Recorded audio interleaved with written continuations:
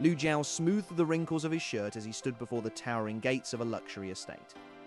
Beside him, Zhao Rou smiled brightly and laced her fingers through his own. He felt a bead of sweat roll down his neck, wondering if he was truly ready for this meeting. Xiao Ru told him her mother was a bit strict, but assured him everything would be fine. The massive front doors swung open to reveal a foyer dripping with crystal and marble.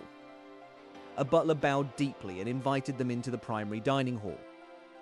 Lu Jiao noticed how the female staff lingered their gazes on him just a moment too long. The scent of expensive perfume began to fill the air as they approached the table. At the head of the table sat a woman whose silhouette made Lu Jiao's heart stop instantly. As she turned her head, the light hit her sharp glasses, confirming his worst fear. It was Yan Ruyu, the woman who had paid a fortune for his companionship a year ago. Xiao Rou ran forward to hug her mother, completely unaware of the tension. Yan Ruyu's eyes never left Lu Jiao as she patted her daughter's head. She greeted him with a voice that sounded like velvet-wrapped steel. A sudden flashback hit Lu Jiao, transporting him back to a dimly lit hotel suite. He remembered standing in that room, heart pounding, as a host working to pay his tuition. Yan Ruyu had been his client, demanding his absolute attention and obedience. He recalled the way she had tilted his chin up to inspect his face like a prize. The memory of her hands on his shoulders made his skin crawl in the present moment. Xiao Ru pulled out a chair for him, prompting him to sit directly opposite her mother. Yan Ruyu commented on how familiar he looked, her tone dripping with hidden meaning. Lu Jiao stammered a polite response, his voice barely a whisper. Xiao Rou laughed and asked if they had met before at the university. Yan Ruyu replied that she had seen him in a much more private setting. Lu Jiao felt the walls of the dining room closing in on him. He tried to focus on his food, but his hands were shaking too much to hold the silver fork. Yan Ruyu reached across the table to pour him more wine, her fingers grazing his wrist. The touch was like an electric shock, reviving every buried memory of their nights together. She began to question him about his career goals, treating the conversation like a cross-examination. Xiao Rou jumped in to defend him, praising his hard work and intelligence. Yan Ruyu smiled, but the expression didn't reach her cold emerald eyes. She remarked that the man with such a face must have many secrets hidden away. Lu Jiao realized he was a mouse caught in a cat's plaything. Every bite of the expensive food felt like ash in his mouth. Suddenly, Yan Ruyu dropped her napkin and asked Lu Jiao to help her retrieve it under the table. He leaned down, his heart hammering against his ribs like a trapped bird. In the shadows beneath the tablecloth, Yan Ruyu's high-heeled foot pressed firmly against his knee. He froze, staring at her shoe as she slowly moved it upward in a possessive caress. Above the table, he heard Xiao Ru chatting happily about their future plans together. Yan Ruyu's voice drifted down, telling her daughter that some things are meant to be kept in the family.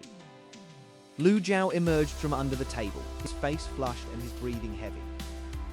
Xiao Rou noticed his distress and asked if he was feeling unwell. Yan Ruyu suggested that perhaps Lu Jiao needed a private tour of the house to clear his head.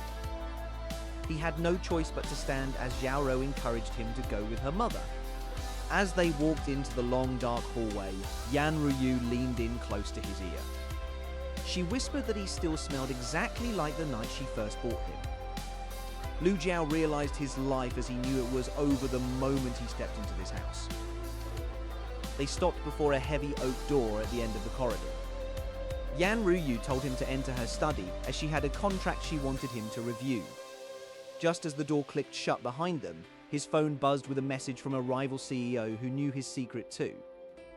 Lu Jiao stared at the glowing screen of his phone as the message from Lin Chenxi burned into his mind. The text contained a photo of him from his days at the host club, a secret he thought was buried forever. Before he could react, Yan Ruyu's hand clamped firmly onto his shoulder from behind. She leaned in close, her breath smelling of expensive wine and cold authority. She told him that he would be attending the grand commercial banquet at her side the following evening. Lu Jiao realized he had no choice but to follow the woman who owned his past and now controlled his present. The next evening, the grand ballroom was a sea of crystal chandeliers and velvet curtains. powerful women in designer gowns surveyed the room like lions watching over their territory. Lu Jiao stepped into the light, his tailored tuxedo fitting his lean frame perfectly. A hush fell over the crowd as his presence caught the attention of every woman in the vicinity. Yan Ruyu linked her arm through his, claiming him publicly before the elite of the city. Suddenly, a sharp click of heels echoed against the marble floor, cutting through the murmurs. Lin Chenxi appeared through the crowd, her silver hair shimmering under the spotlights. She wore a blood-red dress that stood out like a flame in the cold room. Lin Chenxi greeted Yan Ruyu with a smile that didn't reach her calculating eyes. Without warning, Lin Chenxi reached out and brushed a stray lock of hair from Lu Jiao's forehead. Yan Ruyu's expression hardened into a mask of pure, icy rage. She slapped Lin Chenxi's hand away with a resounding crack that silenced the entire room. Lu Jiao felt like a prize being fought over by two starving wolves. Lin Chenxi laughed softly, seemingly enjoying the violent reaction she had provoked. She whispered that the boy didn't belong to a boring woman like Yan Ruyu. Yan Ruyu stepped in front of Lu Jiao, shielding him with her own body. She declared that everything in this city had a price and she had already paid for him. Lu Jiao flinched at the reminder of his past transactions as a host. Lin Chenxi circled them slowly, her eyes never leaving Lu Jiao's face. She suggested a wager on the upcoming land development project with Lu Jiao as the secret stake. The boy looked up, horrified that his life was being treated like a gambling chip. Yan Ruyu laughed coldly, stating that she never gambled with things she already owned. She grabbed Lu Jiao's wrist and began to lead him toward the private elevators. They entered the quiet, wood-paneled elevator, the doors sliding shut with a heavy thud. The silence was thick and suffocating as the floor numbers ticked upward. Yan Ruyu turned to him, her shadow looming large against the gold leaf walls. She grabbed his tie and pulled him down to her eye level. She warned him never to look at another woman like that again, especially not her rival. Lu Jiao tried to explain that he didn't want any of this, but she silenced him with a finger to his lips. She whispered that he was her most expensive investment and she intended to protect her assets. The elevator reached the penthouse and the doors opened to a dark, minimalist suite. Lu Jiao's phone vibrated again, a new message flashing on the lock screen. It was a video file from an unknown number showing him entering the penthouse with Yan Ruyu. The text below the video read, "If you want this to stay private, meet me at the old docks at midnight." Lu Jiao looked at Yan Ruyu, who was pouring a drink, unaware that her prize was about to be stolen. Far below in the city streets, a black sedan waited with its engine idling, watching the penthouse lights.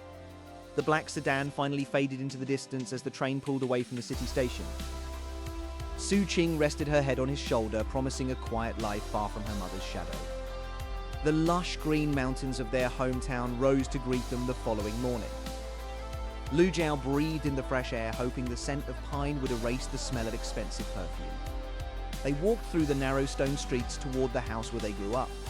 A sharp whistle echoed from a balcony, cutting through the silence of the neighborhood. Yu Baiwei jumped down with feline grace, her eyes locking onto Lu Jiao with predatory intent.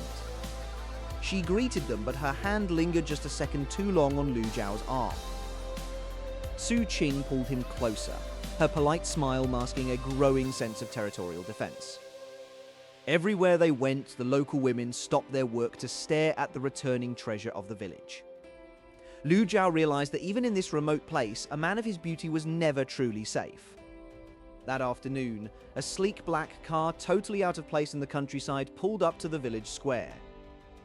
A tall woman in a tailored suit stepped out, holding a folder with Lu Jiao's name on it. It was his former senior from the university, now a high-ranking official in the regional government. She claimed to be there for a rural development project, but her eyes never left his face.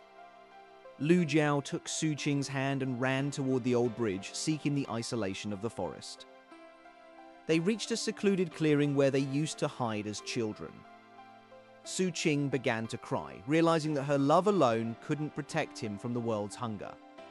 Lu Jiao held her, but he felt like a lamb trying to comfort another lamb while the wolves circled. A phone vibrated in Lu Jiao's pocket, the screen lighting up with an unknown number. It was a video message from Yan Ruyu showing her sitting in his childhood bedroom back at the village. She had arrived before them claiming to be a family friend to his unsuspecting grandmother. He realized there was no corner of the earth where these women wouldn't find him. Lu Jiao stood up, smoothing his clothes and wiping the dirt from his knees. He told Su Qing to stay behind, knowing that his surrender was the only way to keep her safe. He walked back toward the village, each step heavier than the last. When he entered his home, Yan Ruyu was drinking tea with his grandmother, looking perfectly at ease. She looked up at him, a triumphant smile playing on her lips as if she had won a long-anticipated game. Lu Jiao bowed his head, finally acknowledging the invisible leash around his neck. Suddenly, the door burst open, and Lin Chenxi walked in, accompanied by her own security detail. The two most powerful women in his life stood face to face in the small, humble room. The air in the room felt thick enough to choke, vibrating with the silent clash of their wills. Lu Jiao stepped between them, his voice clear and steady for the first time in months. He told them he would no longer be a prize to be stolen or a secret to be kept. Both women fell silent, stunned by the sudden display of strength from the man they viewed as fragile. He proposed a new arrangement, one where he would manage his own life and choose his own path. Seeing his newfound confidence, the women realized that a willing partner was far more valuable than a captive. A strange, tense peace was brokered that night over a simple pot of village tea. Su Qing watched from the doorway, realizing that Lu Jiao had finally grown into the man he was meant to be. The next morning, Lu Jiao stood in the center of the village, no longer hiding his face from the sun. He understood that his charm was a gift, and he would use it to build a world where he was the master of his own fate. As the women of the village watched him, they no longer saw a victim, but a king in the making.